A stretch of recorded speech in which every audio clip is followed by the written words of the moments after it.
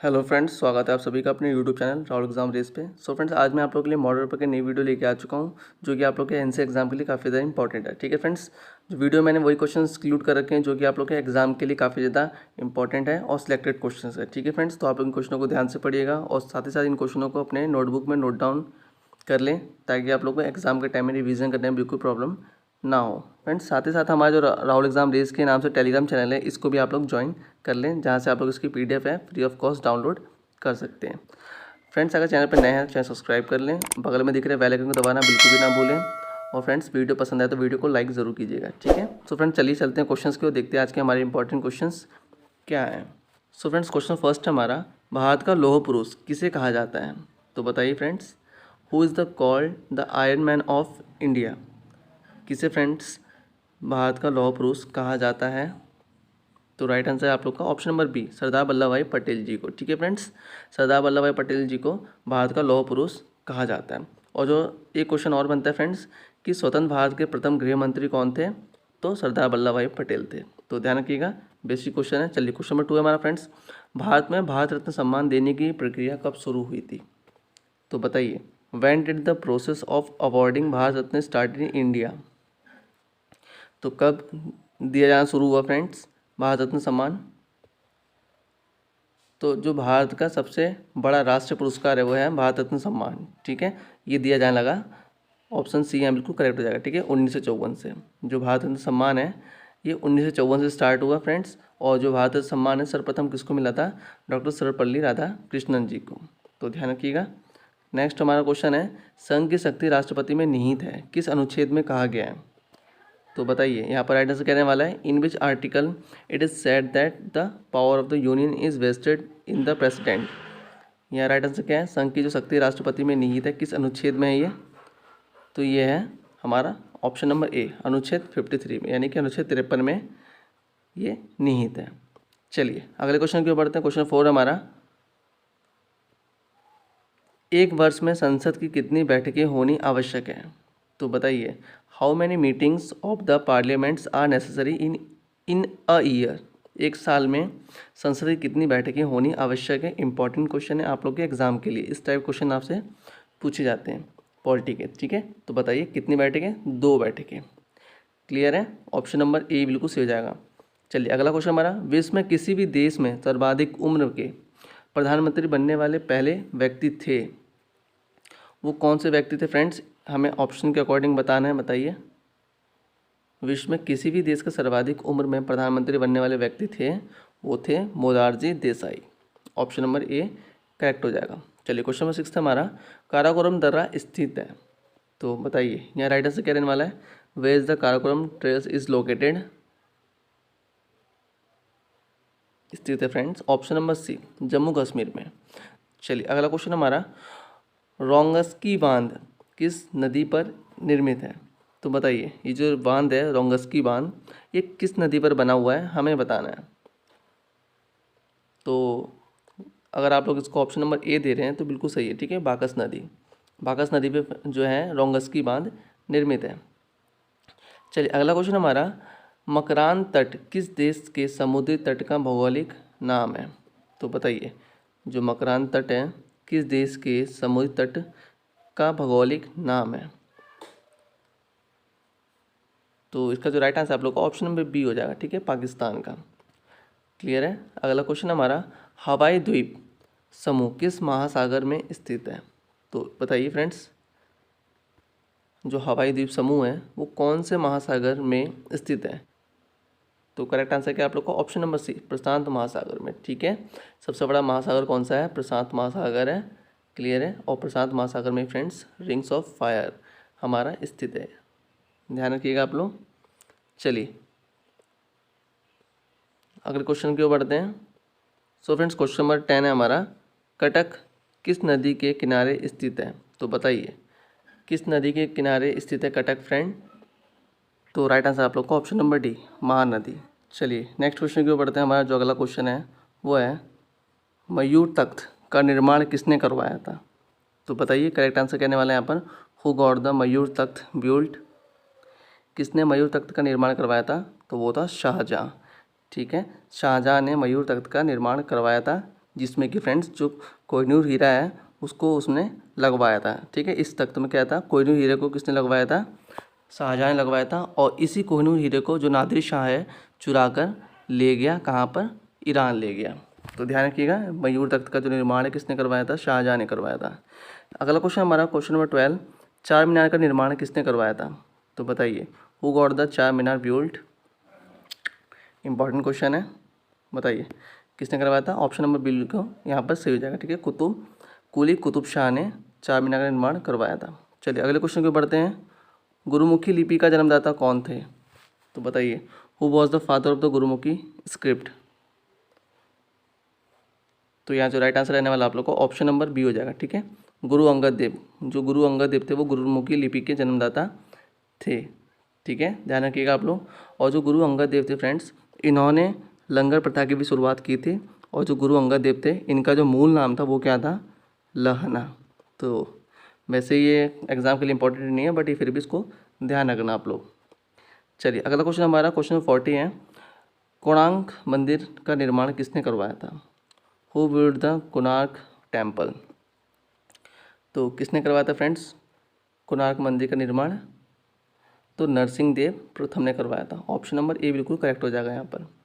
चलिए अगला क्वेश्चन हमारा 15, राजा राम मोहन रॉय ने ब्रह्म समाज की स्थापना कब की थी। तो देखिए, ब्रह्म समाज की स्थापना किसने की थी, तो राजा राम मोहन रॉय ने की थी। और कब की थी हमें ये बताना है। तो ये राइट आंसर आप लोग को ऑप्शन नंबर ए हो जाएगा। ठीक है, 1828 में ब्रह्म समाज की स्थापना राजा राम मोहन रॉय ने की थी, ध्यान रखिएगा। चलिए अगला क्वेश्चन हमारा, निम्न में से भारत में राष्ट्रीय आय का आकलन कौन करता है।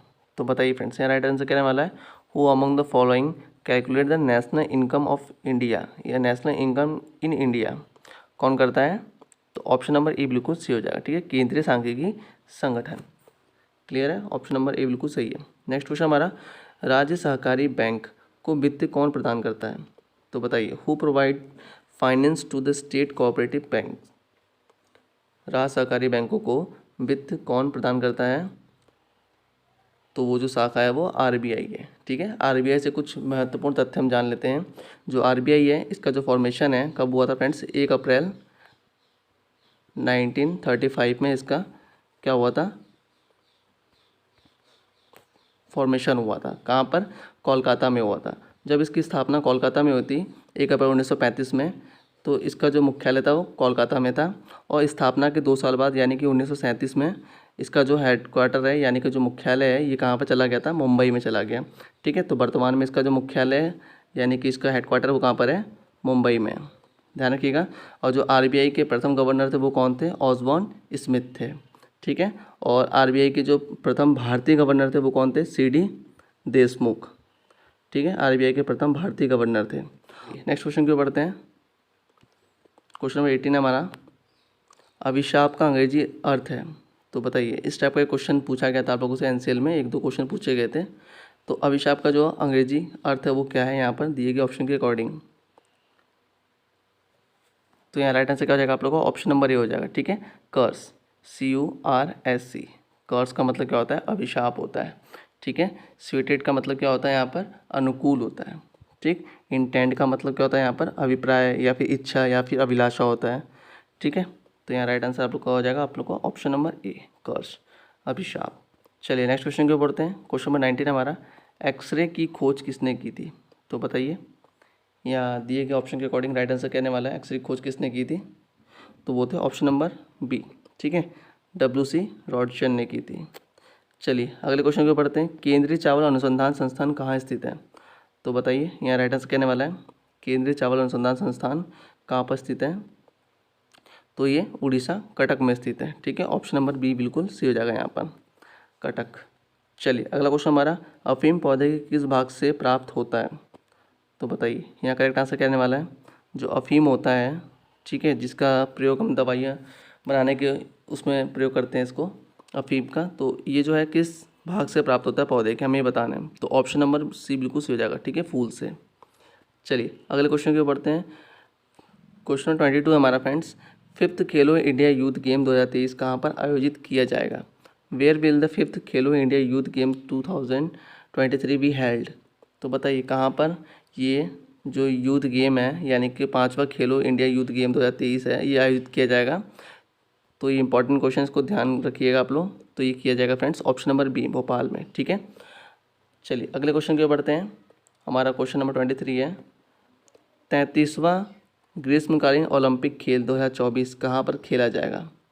तो बताइए 33वां ग्रीष्मकालीन ओलंपिक खेल जो है 2024 कहाँ पर खेला जाएगा? तो ये खेला जाएगा ऑप्शन नंबर ए, पेरिस, यानी कि फ्रांस की राजधानी पेरिस में ये क्या है, खेला जाएगा। ठीक है, ओलंपिक खेल जो है प्रत्येक 4 वर्ष में होते हैं। चलिए अगले क्वेश्चन की ओर बढ़ते हैं। 24वां, किसे 2022 Laureus world breakthrough of the year award से सम्मानित किया गया है? तो बताइए यहाँ करेक्ट आंसर क्या रहने वाला है, किसको सम्मानित किया गया इस अवार्ड से? तो सम्मानित किया गया है बी, नीरज चोपड़ा को, जो कि गोल्ड मेडलिस्ट है। चलिए अगले क्वेश्चन की ओर बढ़ते हैं। और जो नीरज चोपड़ा हैं इनका संबंध किस खेल से है? तो जेवलिन थ्रो से है।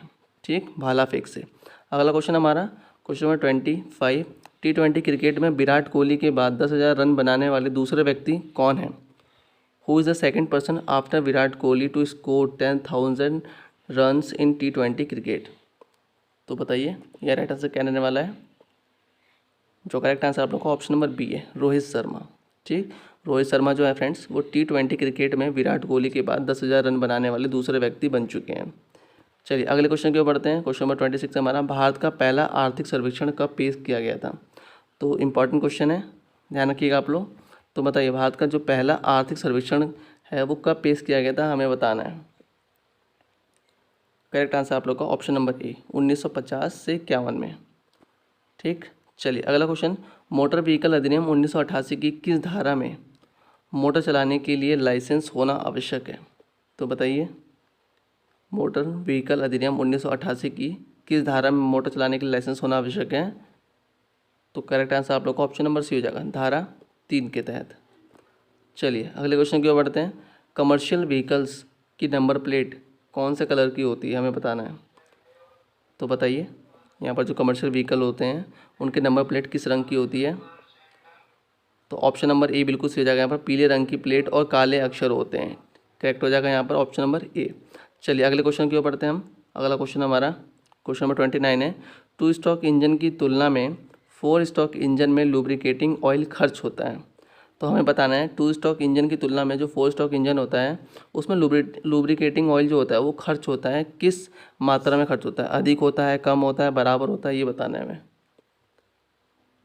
तो करेक्ट आंसर क्या यहाँ पर ऑप्शन नंबर बी हो जाएगा। ठीक है, कम होता है। तो ध्यान रखिएगा आप लोग। चलिए अगला क्वेश्चन हमारा 30, निकास शोर यानी कि एग्जॉस्ट नॉइज़ जो होता है, एग्जॉस्ट नॉइज़ को कम करने के लिए प्रयुक्त डिवाइस को कहते हैं। तो बताइए यहाँ राइट आंसर कहने वाला है यहाँ पर, एग्जॉस्ट नॉइज़ को कम करने के लिए जो डिवाइस हम यूज़ करते हैं उसे क्या कहते हैं? तो उसे कहते हैं मफलर। ध्यान रखिएगा ऑप्शन नंबर डी बिल्कुल यहाँ पर करेक्ट हो जाएगा। चलिए अगले क्वेश्चन की ओर बढ़ते हैं, जो कि आप लोग का सरप्राइज क्वेश्चन है, जिसका आंसर आप लोग मुझे कमेंट बॉक्स में ज़रूर दीजिएगा। तो ओटावा किस देश की राजधानी है, आप लोग को ये बताना है मुझे कमेंट बॉक्स में।